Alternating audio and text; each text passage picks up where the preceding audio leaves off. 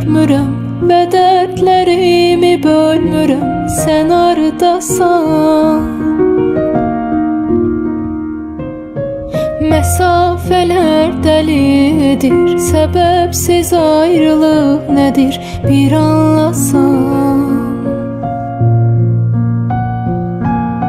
Nədir vuran aramızı, kim ağladır yaramızı, denən bilim.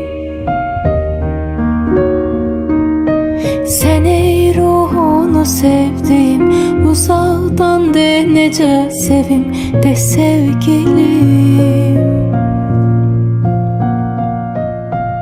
Aram aram andım olsun, bir de seni aram aram aram aram. Yavaş yavaş belki seni unudaram, sen hardasan, mən hardayam. Aram aram andım olsun, bir de seni aram aram. Yalan dedim, seni çətin unudaram. Darıxsan gəl, mən buradayam.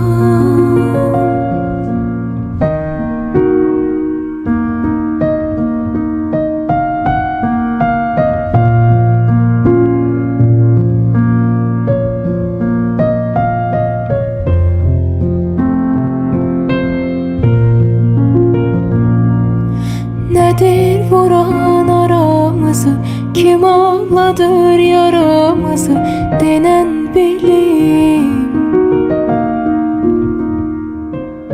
Sen ey ruhunu sevdim, uzaktan de necə sevim, de sevgilim. Aram aram andım olsun, seni bir de aram aram aram aram.